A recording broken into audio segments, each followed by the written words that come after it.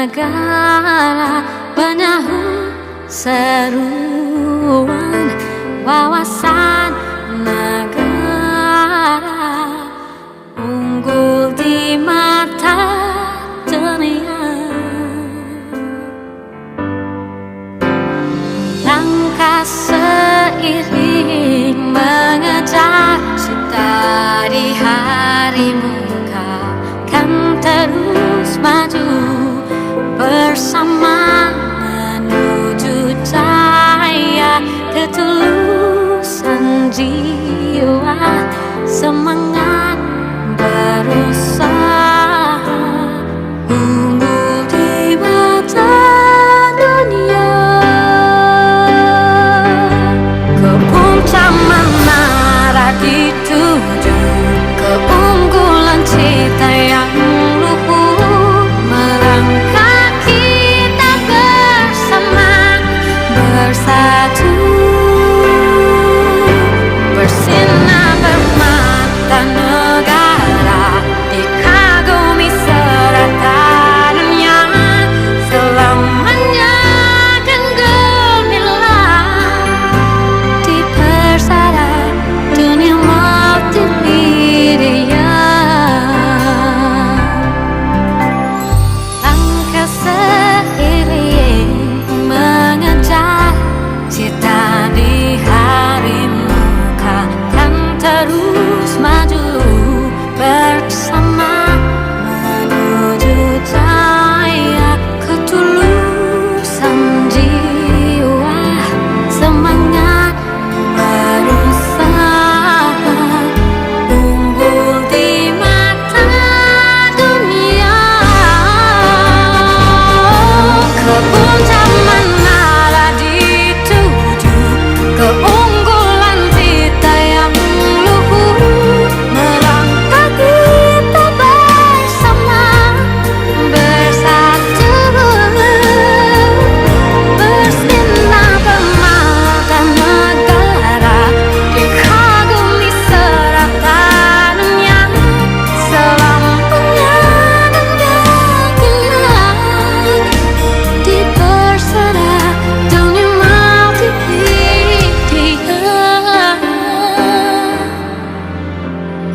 Terunggu di mata dunia.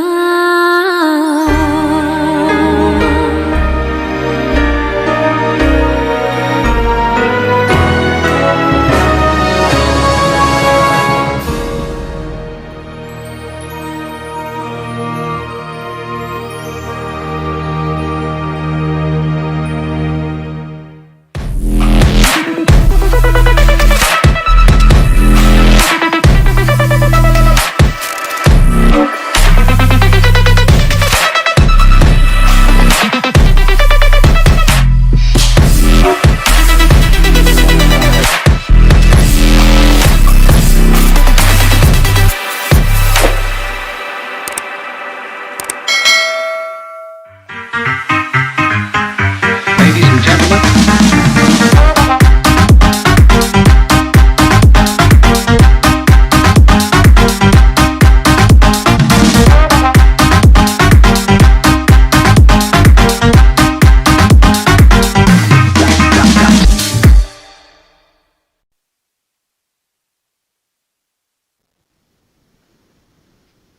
Assalamualaikum and a very good afternoon, ladies and gentlemen. How is everyone today? It's a Wednesday, it's a weekday, and I'm sure we have work from home or online classes to go through. I hope all of you are safely at home, taking care of yourselves and your family. Ladies and gentlemen, I would like to welcome you to our Alumni Vibes series by the Center of Alumni MMU.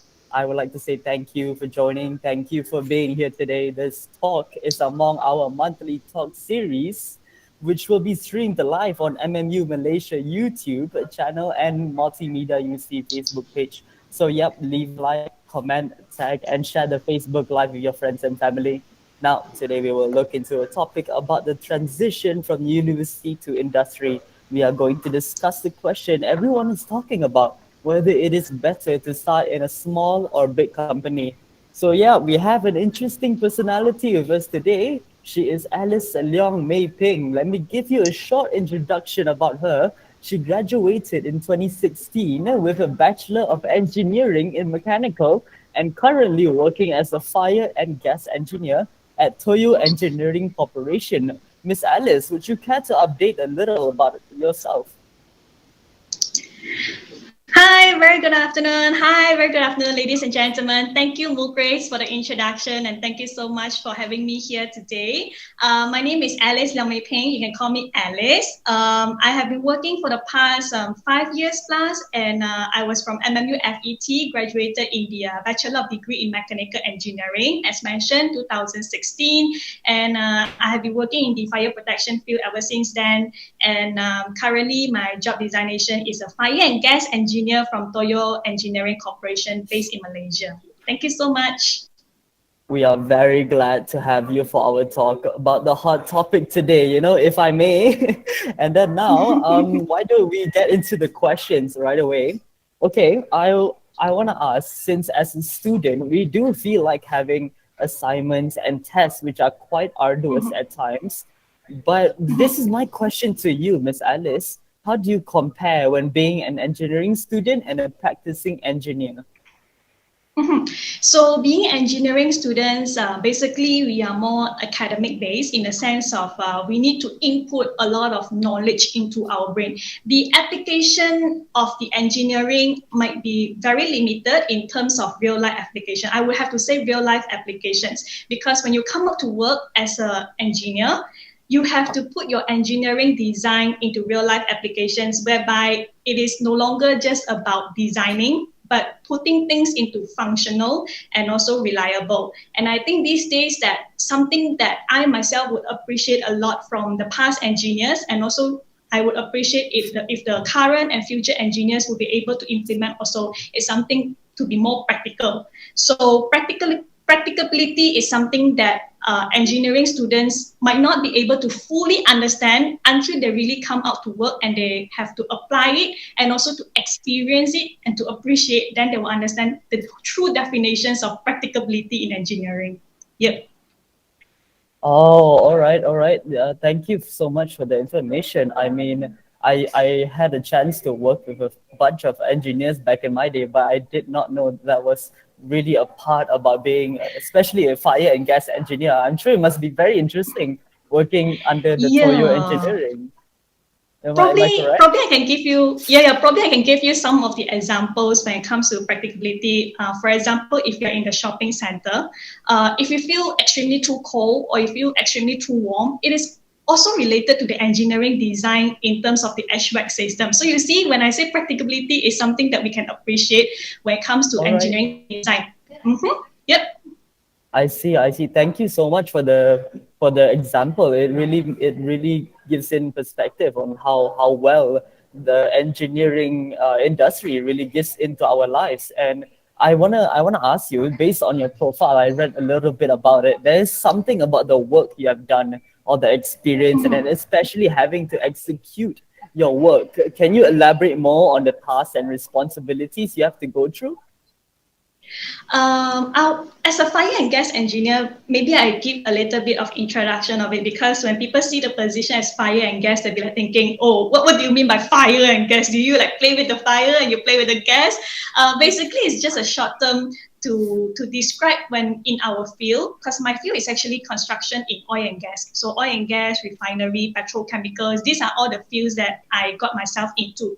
And my majoring or my specialty is in fire protection system. So in this fire protection system, we have a more precise description called fire and gas design. So fire and gas design, that's why they shorten it into fire and gas engineer. But it also include fire safety, process safety management, fire safety design, and that's how I have to get myself involved into. So basically, regardless whatever kind of engineering you are, as long as you are an engineer, you will need to do engineering design. I'm mentioning about construction. manufacturing line might have different kind of perspective. Production line will have different kind of job scope. But in construction, especially in construction, I would say, regardless is like myself, oil and gas or residential, commercial, all this you will need to review design. You will need to do engineering design. You need to review. And one thing that I appreciate is when it comes to engineering design, it is not something that you design one time and then it just worked out. So it's something that you need to let layers of engineers to review. And as the layer goes, people are more experienced. So it is something that related to my work and also my job scope at the moment. Yeah, engineering design, including drawings. All right, then. Thank you so much for explaining more about what it is to be in fire and gas engineer, because I'm sure there's so many other fields of expertise, like what is it, like construction and whatnot. Am I correct? So yeah, even I, to be honest, when I used to work actually intern at an engineering firm, even I wasn't sure what they were doing as a job scope. So thank you very much for explaining more on your field of expertise. And I would like to know, since I'm sure everyone is familiar with this question when talking about careers, what gave you the inspiration to pursue engineering? This question I've actually answered quite a few times. It actually all started since the secondary school time. So when I was in secondary school, I was part of this librarian board whereby we have to set up all the PS system. So from time to time, it amazed me whereby how can you build things from empty land into something, which it makes me feel that I kind of like engineering. So I find out more about engineering, and then mechanical, to be precise, is because that I'm the kind of person that I want to see things work. So electrical, electronics might be slightly different. So that's why I go into mechanical, because whatever you do, at the end of the day, you can see whether it works or it doesn't work. So I feel more relevant to myself and also based on my personality, because truthfully, if you ask me honestly, on my own opinion, the type of engineering that you pick actually related to your personality also. That's from my point of view and how I see it and how I see my friends see it or my colleagues see it. So it actually kind of related to your own personality when you come to choose an engineering field, which majoring. Yeah. I can actually vouch for that. I remember having friends from the engineering firm, and they were from structural, and all of them were like pretty much the same personality. And I can see where you're coming from. So thank you. You understand what I'm trying to say. I do. And yeah, that's correct. When it comes to having that kind of inspiration to pursue what you love, we all of us have our own story. And thank you for sharing me your own story. And now I want to talk about the real world. Talking about engineering. And I want to ask you a little bit about the benefits when it comes to working in big organizations, and what can you say about what you've gone through working at let's just say Toyo Engineering Corporation? Let's be fair. I myself actually came from a smaller company previously, also doing fire protection, and then recently I only got to join Toyo Engineering Corporation. So to compare basically between these two organizations, I would like to dissect it into more proper section so that it can be a more fair comparison between these two type of organization. Because myself, actually, I have received quite a number of questions through either LinkedIn, message, Facebook, or Instagram. People will be asking, especially fresh grad, which is the best pathway to go when it comes to choosing organization. Choosing field is something different, but now we are talking about choosing organization, choosing the company that you want to go into. And if you ask me honestly, to make it simple, so their management or their organization is being lean. So the main difference that you can see between this organization is the SME, you can just right away knock on the door, on your boss door. But for MNC, the chances of you knowing your director, it's so slim that probably even lunchtime when you walk past, he won't know it, or he or she won't know it. So one of the major difference is at this point. So if you are a person who really aim for corporate ladder, you know already you're born with the corporate ladder aim, ambition. So straight away go into a MNC company.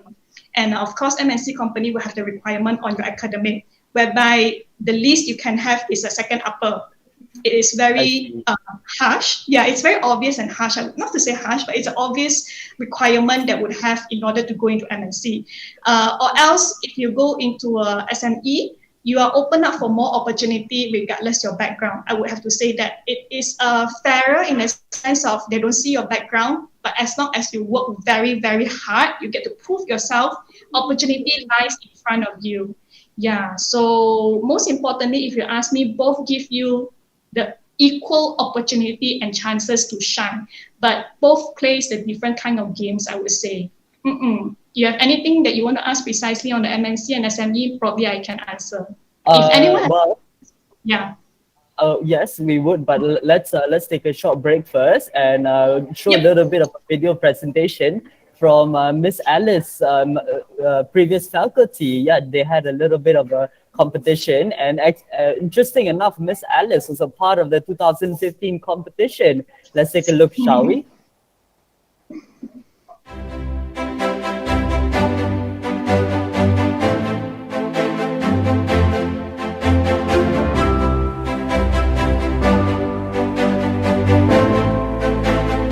Groomwell was founded in year 2010 by a few of the advisors from the Faculty of Engineering and Technology at MMU Malacca. The name Groomwell was inspired by the German word Greenwell, which implying the mission and vision of the team in building the future of automobile with eco-friendliness assurance. Over the past 10 years of participation in Shao Eco Marathon, Groomwell has successfully evolved and improvised the Eco Series vehicle in terms of vehicle performance, which can be seen from the team achievements. The implementations of academic knowledge on related subjects such as additive manufacturing is becoming a habit, since the vehicle fabrication process always involves activities like 3D printing, which is closely associated with the concept of IR 4.0. My soft skill, incorporated with the knowledge acquired from the subject like manufacturing and operations, have ensured the team to have proper operations with efficient brainstorming session and get synced with the companies, especially during the sponsorship interviews. Hence, our roles as team managers have allowed us to be diversified into various aspects besides focusing on academic related knowledge and skills. The learned knowledge throughout the undergraduate program has been frequently applied in real-life engineering situations. For instance, the concept of utilizing the carbon fiber reinforced polymer in most of the vehicle parts is implemented based on the knowledge acquired from strength of materials, leading us to find the material with high strength to weight ratio. Besides, the essence from subjects like fluid dynamics is also captured and applied with biomimetic concept, leading to Shark's aerodynamic vehicle shell with a low drag coefficient. The importance of utilizing modern engineering tools, especially the professional CAD software, is discovered via gained experiences. Autodesk Inventor, AutoCAD, or ANSYS, with the incorporation of stress analysis and simulation function, have assisted us in analyzing the reliability of the vehicle parts like the chassis. The application of this professional software also fastened our progress in completing the vehicle parts via the generation of G-codes to achieve computer-aided manufacturing.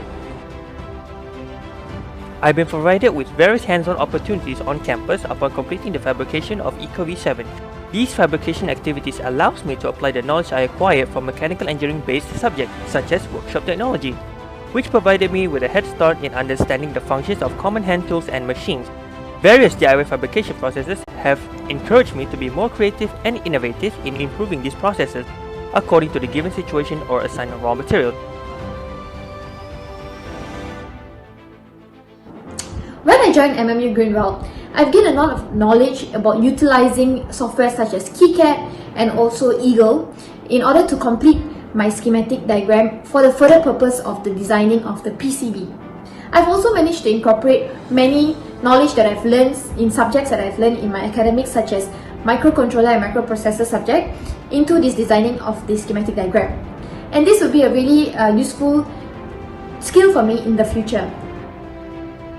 And MMU Grunwald, being a legacy team, has brought a lot of remarkable achievements for our beloved country. Back in 2019, we were ranked as number 6 in Asia and 1st in Malaysia. In the same year as well, we were being announced as the winner for Off-Track Award known as the Circular Economy Award. After that, in 2021, due to this COVID pandemic situation, everything was held virtually, but yet, MMU Grunwald was still being announced as the runner-up for Vehicle Design Award Prototype category. Good to have you with us. Can you please reveal who our winners are? Hi Norman, it's great to be here. So, our runner-up team really convinced the judges with their well-thought-through hybrid design that optimized their development time. The runner-up of this year's Asia Pacific and Middle East Vehicle Design Award for Prototype Vehicles is MMU Grunewald from the Multimedia University, Malacca. Amazing work, MMU Grunewald. Congratulations once again. All thanks to MMU FET and Shell for such an amazing opportunity to fellow FET students. All this would not happen without the MMU FET lecturers' dedications and support. Thank you so much to the faculty, university and Shell for such a fantastic opportunity. All thanks to MMU FET for nurturing us as future engineers with modern tools which are frequently implemented on such a professional platform organized by Shell. I want to thank MMU FET for encouraging the students to participate in such a fantastic competition organized by Shell. All thanks to MMU FET and also Shell for this amazing opportunity for all the FET students. And with all this real-life engineering hands-on work exposure, I am very confident that this will prepare myself for my future career path. Thank you FET and thank you Shell for giving us this opportunity to take part in this wonderful competition known as Shell Eco Marathon. Thank you.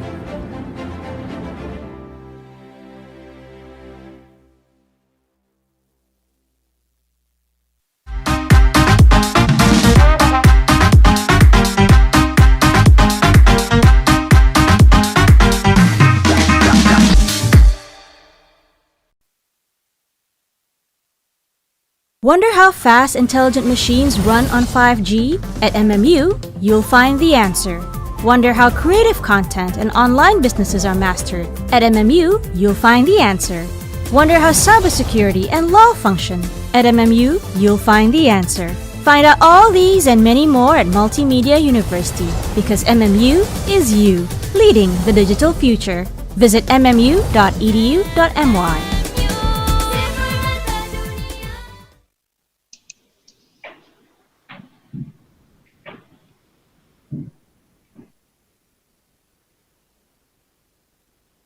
Alright everyone, that was the MMU Grunewald Shell Eco Marathon runner-up, and they did such an amazing job for their prototype vehicle, and I can't say I'm more prouder for them than we are for them. Now, coming back from the last question that we were talking about earlier with Alice, we were talking about MNC and SMEs, correct? So yeah, obviously there are pros and cons to working in big or small companies, but what I like to know is what were the experiences that you had to go through, you know, working from a small company to a big organization? Like I mentioned, because myself is from the small company to the big company. So let's talk about the small company to the big company. So starting off with the smaller company or the SME, basically you have more flexibility in the sense of things are more not so rigid and easier to report to, because like I mentioned, the organizational chart is more lean. So people that you need to report to, there are not too many. Things are simpler also. There are not too many protocol, or there are not too many documentations that you require, because anything can be just one call away, and then probably an email will be sufficient to keep track of everything. So that's the smaller company. And also in terms of decision making, your boundary of decision making is wider compared to a bigger company kind of organization, because when the company is smaller and you need to get things done, your client will want you to get things done as soon as possible. And it's possible that your management will give you a wider range of boundary to do the decision. So comparing to a bigger company, a lot of things need to have protocol. A lot of things need to be documented, and a lot of things that you need to follow the rules and regulations that are being put up, because you are no longer working as an individual for yourself in the company, but you're working as a department, like really clear-cut department that you need to have split scope of work, that you need to have a interdisciplinary check and all this stuff. So that's the main difference that I find between a bigger organization and a smaller organization in terms of flexibility, in terms of decision making, in terms of leadership. It can be different also, like I mentioned, because leadership is also based on the power that you have in doing decision. So in a bigger organization, you might probably have a more limited boundary to make decision. So your decision making and your power will be more limited comparing to a smaller company. So your leadership in a smaller company will be faster in brushing up comparing to a bigger company. Of course, it comes with a risk. So if you join a smaller company and you tend to take the decision making and you tend to brush up your leadership, things goes wrong, you also need to pick up what is wrong. So you also need to bear with the responsibility if things goes wrong. So if you go for a smaller company, I would have to say, be ready to bear with your responsibility if there's anything goes wrong. But in a bigger company, your tendency to do wrong will be linear it down, because like I mentioned, there's a lot of protocol. So each protocol, each layers that being checked or each layer that being inspected will be lowering down the probability of error. That's the reason why big organizations cannot make mistakes. They have to have checkings on all the way. Yeah, that's the differences. Yeah. Thank you for explaining more about the MNC, because I can totally relate, because when I used to work at the big corporation, there were a lot of protocols, when it comes to finishing your tasks, and especially coming back to work, and then when it comes to working at the office. So I can completely understand where you're coming from. And now I want to go on to the next question, if you don't mind. I want to talk about how engineering is considered a male-dominated industry. Do you have any words for our future female engineers that are watching this event? I think it really depends on which field that you are going, or which company you go in. I'm quite surprised that back then when I was in my previous company, it seems like the male is more than the female. That's quite obvious. But the new company that I'm in now, which is Toyo Engineering, it's surprisingly actually the female, it's more than the male, which I cannot really understand also why. But I think the good thing is it is really nice to see how the females also increasing, and also these people are actually elder than me. So it means that probably when we say male domain, it has been quite some time topic already. Maybe upcoming from time to time, we'll have more females coming in. Not sure about that, but it seems to be in real life now, at the work, things seems quite balanced between male and female at the moment.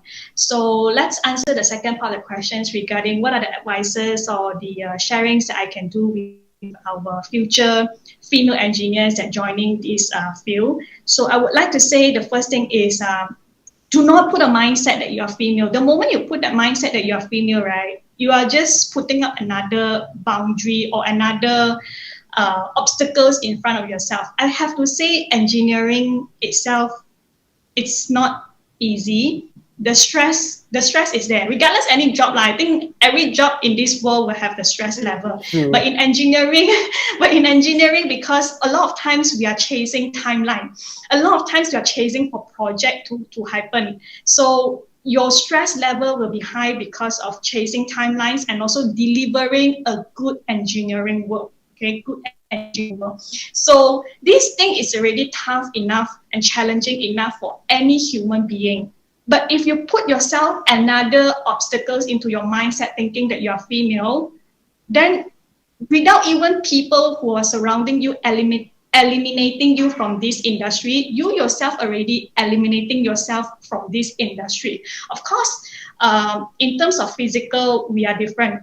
It's undeniable. In terms of physical, we are different. When we go to site, things will be different compared to us and the guys and the males. It's undeniable. But carry on, After all, if you are able to make it all the way to this industry, you are something. So do not put this as an obstacle. Do not put this as a stopping point in your mind. So just prove yourself that you're good enough also with them. Probably it's physically wise, you're not as strong as them, then it's okay. There's something else that you're better than them. Maybe you're more details than them because we are girl. We remember everything. Every folder that you save, you remember probably. You know how to trace back all the histories. You know, these are all the girls.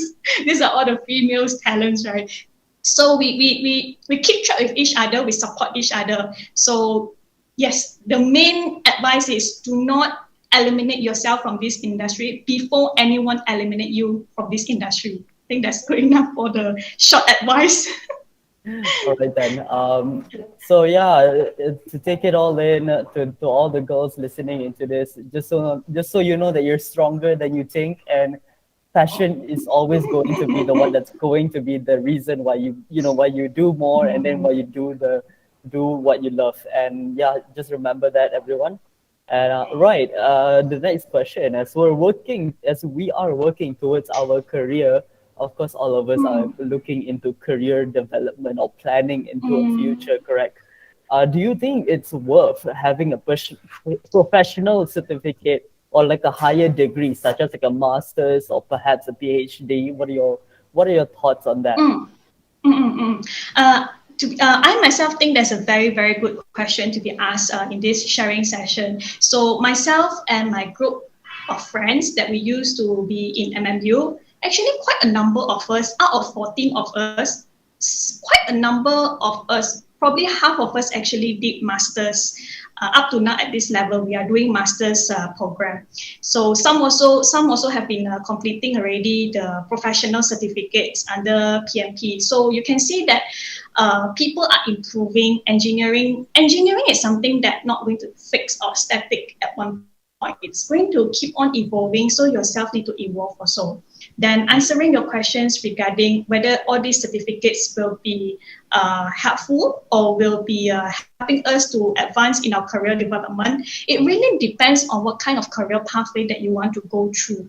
So back then in the 90s, maybe a master program will be very valuable because the supply is very limited. The supply of master's candidates or master graduate is very limited in the market. So it's something very valuable. But up to now, in the 20s, I can tell you that almost everywhere we get master students, even to the point whereby you don't need to be a master student, you can become a manager or some sort like a manager. It's a manager, but people who are below the manager has the MBA cert. But that doesn't mean anything. So because the lifestyle changes and then the environment also changed, the certification becomes something different already. I would strongly suggest the master's. That's my own opinion. Master is more on your own improvement, your self-improvement. That if you want to acknowledge things that are out of your boundary, things that are out of your expertise, or if you are from engineering background, you know that we have very limited experience or knowledge or exposure in commercial, and you want to know the proper terms, or you want to know the functional of all these business-related terms, you can actually enroll yourself into a master program in an MBA or MEBM. So that is something that for your own self. Then for professional certificate, it also depends whether your own self, if you want to have or not. But of course, in engineering, a professional certificate will be more valuable than master program. If you want me to compare it based on my own personal opinion and also how I see it, because engineering is a practical industry. So we don't really, we should study, we should learn, but we should also know how to apply them. So it is very important that when it comes to professional certificate like IR or MIT or CN, all these things is added value into your engineering background. Yeah, comparing to masters can be something for you to add on into your knowledge. Of course, I am not qualified enough to talk about how the PhD candidates do their PhD, because I know some of my friends who graduated from degree, they straight away go into PhD. Yeah, that one, they are more qualified to comment on that or to give opinion on that. For myself, I will only get to compare between professional certificate like IR comparing to this master program. Well, then I guess So- that's thank you so much, Miss Alice, for explaining further on about getting masters, maybe PhD, or maybe just exploring your industry. And I can really relate on where you're coming from, because whenever you want to do something in your life, you really have to think long and hard, you know, whether if it's going to be worth your time, and then if it's going to bring you a benefit in the future. So thank you so much for the insight. And I want to ask you this one question. I remember doing my internship at this engineering firm. It was a pretty big corporation, and I learned so much looking at the work ethic over there. Would you like to share with us any advice or tips on how to stick a good work ethic in general? Oh, work ethic in general. Yeah. Actually, previously I actually sat down and I start thinking, what is the biggest difference between a good engineer and a normal engineer? I won't say bad engineer, I would say a normal engineer. So what's the difference between a good engineer and a normal engineer? And also I would think that what are the differences between our generation of engineers and the older generation's engineer?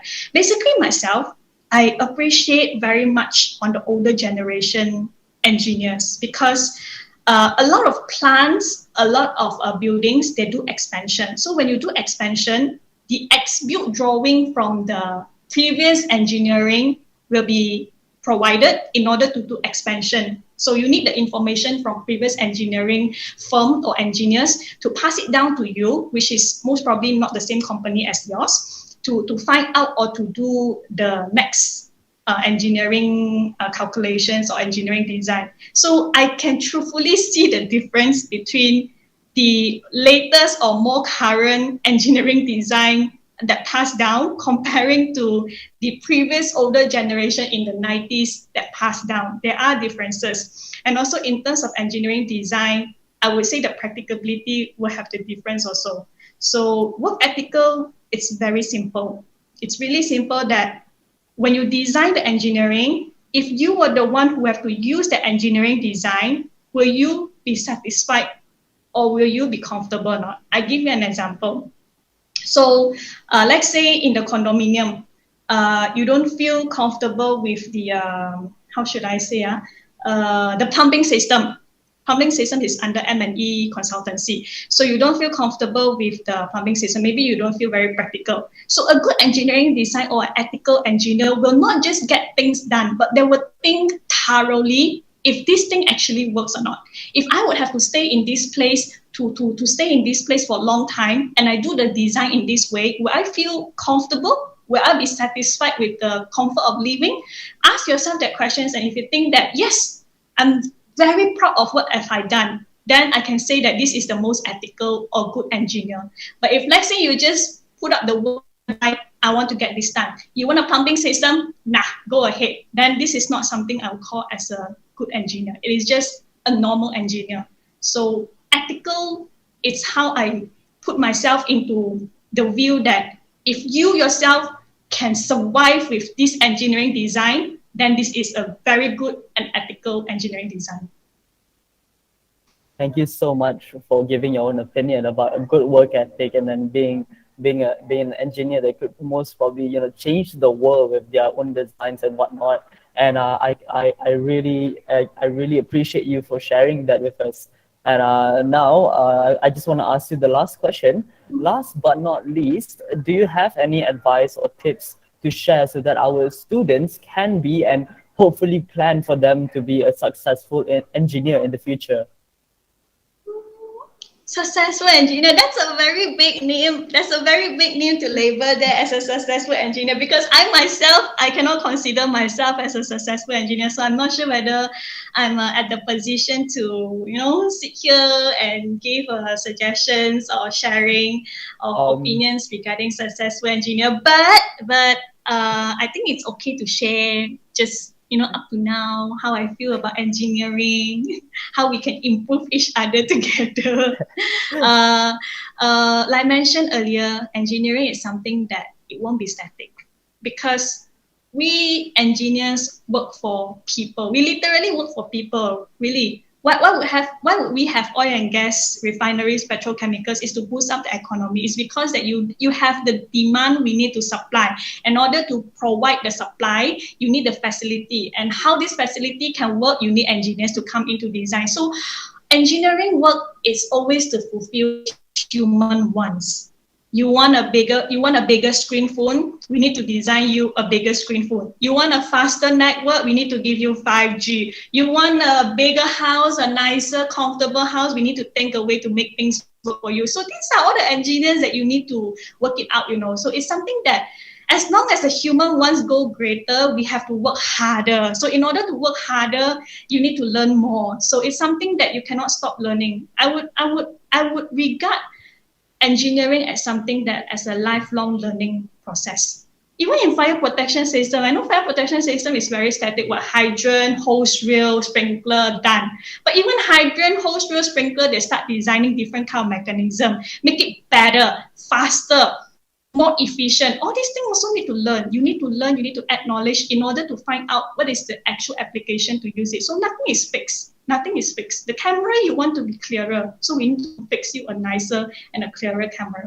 So maybe what I can share here as an ultimate point for this successful engineer is regardless what age you are, and I personally myself have witnessed the older generations, people who are in their 50s, my mentors and all, they also never stop learning. They never stop learning and they never stop sharing, because by sharing, they get questions and they get to learn more. Yeah, so this is my point on a successful engineer. So yeah, basically, when it comes to being an engineer, knowledge is a never-ending journey, and it goes the same way for any other industry and as well field of expertise. So that's really good to understand and keep in mind when it comes to being being someone who can be perhaps be known as successful per se. And thank you so much, Miss Alice, for sharing your own thoughts on that. Now, I'm sure some of you missed your seniors, so here's an update about how they're doing. Take it away.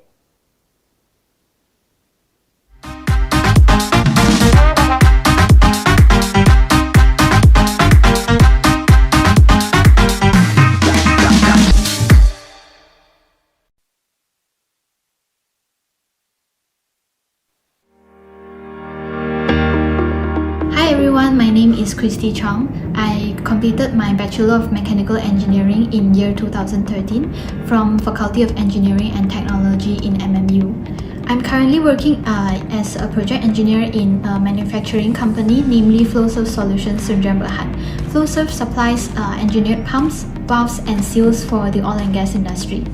My work mainly focuses on the automated valves. My job responsibilities includes reviewing customers' requirement and provide valve solutions that fits the application need. My experience in MMU was great. I'm thankful for the support and guidance provided by my FET lecturers, especially the mechanical engineering lecturers. They've definitely helped me and shaped me to become a more confident and capable engineer. Hello everyone. My name is Abdul and I graduated from Faculty of Engineering and Technology at MMU with a bachelor's degree in mechanical engineering back in 2018. After that, I moved to Michigan, USA to pursue my career.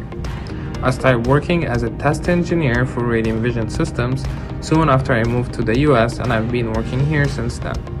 My job duties include running a machine vision proof of concept lab. So basically what I do is I help build and implement quality control systems on customer production lines to help detect abnormalities and defects on products before being manufactured. Honestly speaking, I can confidently say that MMU has played a huge role in shaping the way I am today. I have managed to acquire a huge sum of essential engineering knowledge and skills while at FAT MMU that are very vital for my current position. MMU has also opened my eyes to different cultures due to the diversity of its community. This helped me improve my communication skills and my ability to efficiently connect with our international clients that come from different backgrounds. I'm so proud to be part of MMU community, and if I got the chance to go back in time and repeat my undergrad studies, I will definitely be picking Faculty of Engineering and Technology at MMU to be my home again, without a doubt. Thank you. Good day, everyone. I'm engineer Yong Gi Swan and graduated in the year 2006 with my bachelor degree in mechanical engineering from Faculty of Engineering and Technology at MMU Malacca. Now I am the head of the product development in Daikin R&D Malaysia. I am leading the product team and overseeing the development and management of the products roadmap based on the company's strategies and visions. Now in charge of the residential air conditioning, commercial and IAQ product. My university experience was amazing. My classes were great and I enjoyed every one of them. The lecturers are patient with their students and willing to get us even after the class. As for extracurricular activities, I joined the survival robot team. The senior taught us on how to construct the robot and the strategy to win the competitions. I am one of the members represented MMU and participated in the Malaysia Robot Games Festival in year 2003. I would like to take this opportunity to thank the FET MMU for growing me in academic and personal development. Thank you. Hi everyone, I'm Devotion. I graduated with my bachelor degree in mechanical engineering in year 2018 from Faculty of Engineering and Technology, Multimedia University.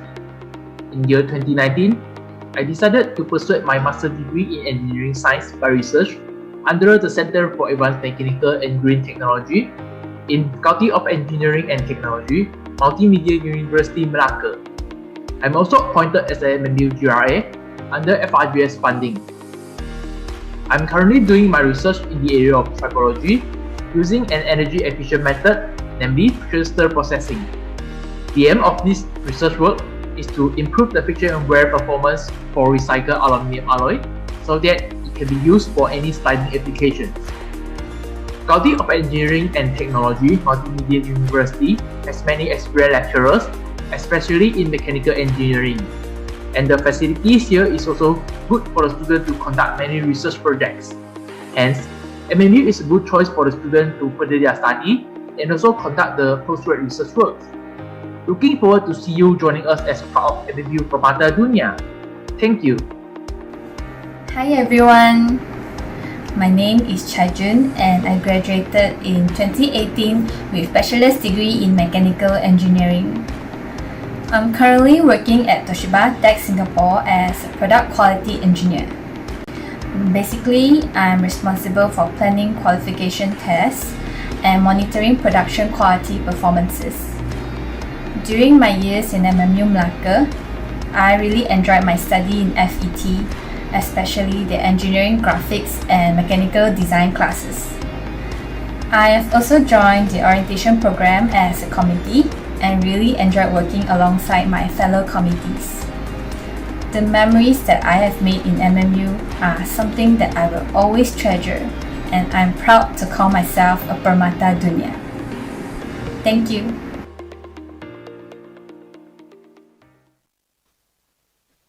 Alright, there it is, our group of alumnus and alumni that have been doing so great in the industry from Daikin to Toshiba.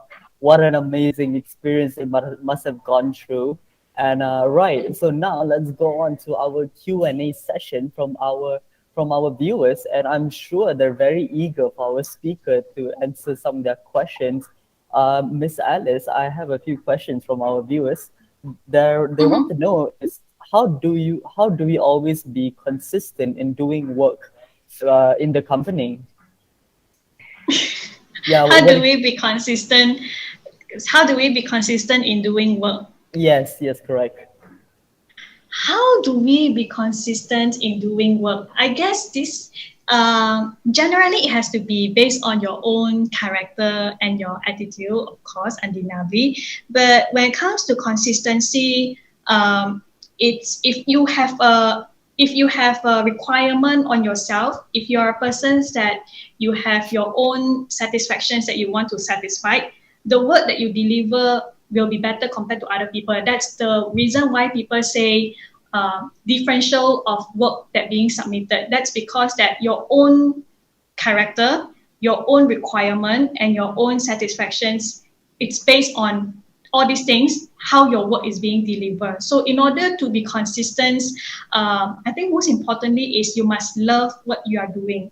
If you don't love what you do, your work done will be so fluctuating, and your work performance can be very fluctuating also. But if your passions and your love, it's consistent, so regardless it's rain or shine, you will get your things done because you know that how it portrays your identity as a person. Of course, we are human beings. We have some days that we are blue. We are entitled to have Monday blue at times. So just that to be consistent is something that do not put your emotions over your work, I would say. Yeah, maybe that's the correct thing I should say. Do not put your emotions before your work. So that's something that probably can put up as a consistency. Yeah, I totally agree with you. I mean, back then when I used to do my internship, I didn't let my emotions affect my work, and then especially affect my coworkers. So I really understand where you're coming from. Thank you so much for the insight. And another question from our viewers. Would you mind giving us a few tips on how to find a good company to work with? That's interesting. How to find a good company to work with. Let's make it more personal on how I myself will find how I myself shortlist the company that I want to apply to, and that I decided to go for the interview. Because all these things, I know that there's a lot of opportunities out there, and you're eager for opportunities. You're eager for work opportunity. You want to have a job. You want to land on a job as soon as possible. But to answer that question, I think first thing first is, if you are from a fresh grad background, you can't put up too much of a requirement or expectations on. You cannot have too much of expectations, because what you want is you want to have experience from this first job. So to shortlist all these companies, I would first go with, you have to find online, specifically go to JobStreet, LinkedIn, find about their review, get to know about their review. And the industry of engineering is actually quite small, really. I have to say it's actually small in Malaysia. So if, let's say, you are into construction line, you can just ask people who are already in the construction line to know their opinions about this, and this company. And then if you want to go into a manufacturing line, then probably you can ask people who are working in the manufacturing line. And all this Q&A exactly is what we are doing right now. This is the platform that we do for you to ask questions. If you think it's too sensitive to ask questions openly, specifically on the company, then you can find the ways to, the one that I received the most is LinkedIn.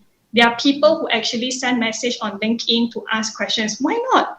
I mean, you wouldn't lose anything. What? Going to LinkedIn, let's say you want to work in this company ABC, and you don't know whether this company ABC is good or not. You can actually ask the people in ABC. You can send them message on LinkedIn. I received the messages. I myself personally received it. So if the person who received it take it very personal, or they don't like to answer those questions, then you can't do much. But if, let's say, they want to answer, then you have a plus point there. Regardless, you won't lose anything. Or if you don't want to ask specifically from the people who work in company ABC, like I mentioned to you, if it's a construction line, it's very small. If you want to ask about this, because just now one of our alumni is from a pump supplier. So let's say you want to work with this pump company ABC, and you don't know whether this pump company ABC is good enough or not. You can always ask for pump company XYZ, because the XYZ company will surely know the bad things about this company ABC, you know. So from there you get to justify whether, hey, okay, that is bad enough that I can't accept it. Oh, okay, that's bad enough that I can accept it. See, it works. It works. I mean, for me, it works. That's correct. I can totally relate. I mean, I remember before joining my internship, before joining the company, I would do a little bit of research. I would literally go on Google and search up for the name of the company. And then you could even search it up on apps, correct? There were people who would give reviews on Glassdoor, the app for business and companies. So you could do your own research, and exactly, you could just message the people who are working there, because why not? And thank you so much for the insight, Miss Alice. And then we got one more question that is, I feel like it's quite interesting as well. While you were studying, have you ever felt like giving up? While I was studying, have I felt want to give up? No, I actually didn't. No, I actually didn't. I know that it was tough.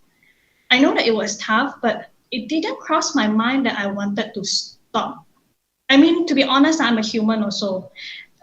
If you want to ask me, if you want to ask whether Alice Liang have ever have the thought of giving up something, the answer is yes. I would be very honest, my master that I'm doing right now, I'm really kind of struggling because you have your work, you have your new company, and then from small to big company, so a lot of learning curve. It is really, really, really tough. And then the timeline and everything. But up to now, haven't given up. So I don't know whether down the road, I don't know. But for now, Alice is still not giving up. But for degree time, no, I never thought of giving up. I know that it was tough, but I never thought it was giving up. I cannot imagine myself that one day I'm not an engineer. Maybe I should say that. I cannot imagine myself that I'm not an engineer one day. I know that when I step out from MMU FET, I will graduate in 2016. I have to graduate in 2016. I don't care. I have to graduate in 2016. I have to finish it on time, and I need to be an engineer. The thought is very clear. The thought is very clear. So if you are really doing engineering, if you put your thought to be very clear on what you want, you will surely achieve it. Because regardless of how wonderful is the degree or foundation life in MMU, how colorful it is with a lot of activities and all, because myself also joined a lot of activities, but your mindset is still very clear. You know what is the priority, and you know that you have to graduate on time and you have to be an engineer. Then trust me, everything will be good. Coming out after engineering is different story lah. That one we can talk about. Later. But this one is very important. The mindset is really important. Yes, that's correct. I'm with you, Alice, because when it comes to doing something, you have to put your own goals, and then you really have to manifest towards it, and then whatever you're doing, it really has to benefit that goal in the future. And I can really see where you're coming from. And yeah, whatever it is, don't give up. Just keep on, like what the phrase from Nemo said. Just keep on swimming. Just keep swimming. Just keep swimming. Keep swimming.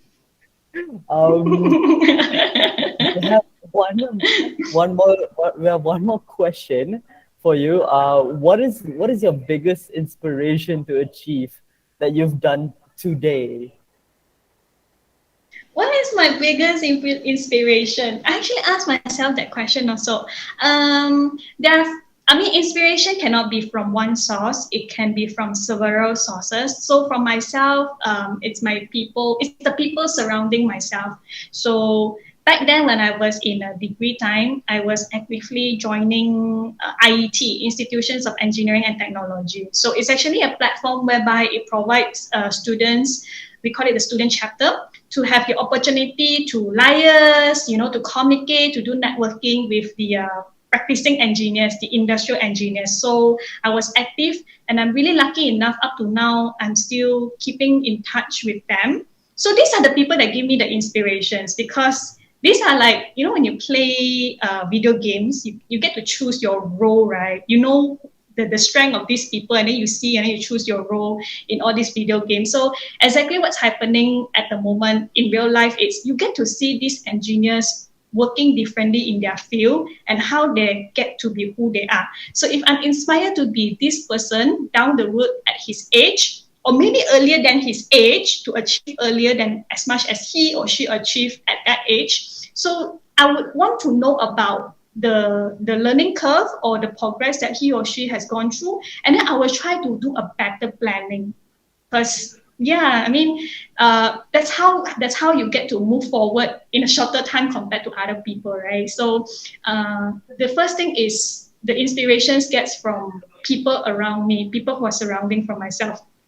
And then the second source that inspired me is actually the Alice on the yesterday. should I say that? Actually, because especially at this moment, I've been trying to adapt. I'm trying to adapt myself into a different organization. So there are mistakes, and then there are things that I've done that I thought that it can be done better. So all these thoughts are very negative. You know, when you keep on thinking that I'm not good enough, I shouldn't have done this, I shouldn't have said that, or I shouldn't have arranged it in this way. So if you keep on thinking I shouldn't, then you will forever just put yourself into the box whereby I shouldn't, which is a more blaming part. So I try to tell myself that if it happens already, put it off and then try not to repeat it again. That's how you get to move forward from this person at this level to this person at this level. Then slowly, then you can go up. And I think you have to be more forgiving to yourself. I think we have to be more forgiving. The first step to be successful, or the first step to be more successful, is when you stay an open-minded that it's really okay to do mistake, but you have to make sure that you don't repeat the mistake. That's what I can say. Yeah, so several sources as an inspiration, I would say. Yeah, exactly. It's very true. You know, if you make mistakes, it's always good to know that you need to learn from them. And then especially when it comes to doing your own thing, you have to understand that it's for you, it's not for other people, it's for your own benefit and everything. And then like it's so many to talk about. And now let's go on to the last question. Actually, the last one, I promise, is the role of engineers. Is the role of engineers still in demand in the future? And let's just say maybe 20 years later, what do you think about that? Yes, engineers. I'm not being biased, but engineering is something that nobody can really get rid of it. I mean, in order for you to reduce the chances of this opportunity, it's when something else getting rid of it or replace it on the demand. But engineering is not something that you can get rid of it. Like I mentioned to you, you want the screen to be bigger, you want your network to be faster. All these things, you need people to work on it. So to me, engineering is not something that the position or the job role as an engineer is not something that you can get rid of it. So the demand is still there. In fact, throughout this whole MCO, throughout this whole pandemic period, you can see that the engineering has to be ongoing. Maybe for construction line, they might have to stop for a moment, but others still continue. If the software engineer don't work, then how do they want to continue to provide you the facilities and also the network also? All these things actually require engineers to go down to troubleshoot the problems if it arises. So it won't be something that nobody wants anymore. I should say that it won't be something that nobody wants anymore. And plus point, if you learn engineering, you can still become a businessman. But a businessman not necessarily can go back to engineering unless if he or she take up the courses.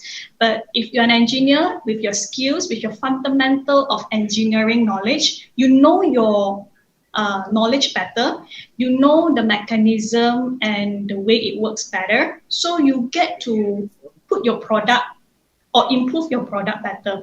So it's a plus point also if you're from the background as a businessman or businesswoman and you have an engineering background to understand the fundamental of the system. I can see where you're coming from, because when it comes to engineering, the main concept is to come up with new solutions every now and then, correct?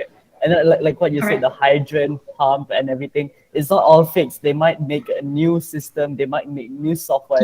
So every day it's always going to be changing and it's going to be evolving. So that's why in the next 20, 40 years, engineering will still stay.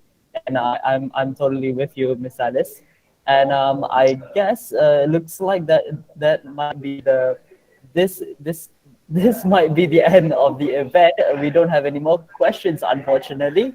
Right, so we're going to be closing off the event. And within the hour, we have learned so much in our talk today. And I bet just how important it is to know about the next step in taking, which can have a huge impact on our lives. I mean, there is always the pros and cons to working in big or small companies.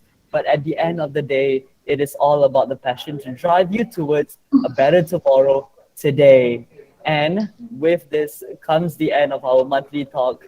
On behalf of the organizer, MMU Center for Alumni, I would like to thank our speaker, Alice Liang Mei Ping, for being with us today.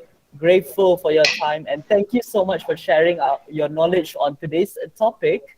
And obviously, to all the audiences, ladies and gentlemen, thank you very much for being with us today, and as well as participating in this session with our fellow alumni. All right, everyone, have a nice day. Have a great weekend. Assalamualaikum. Thank you.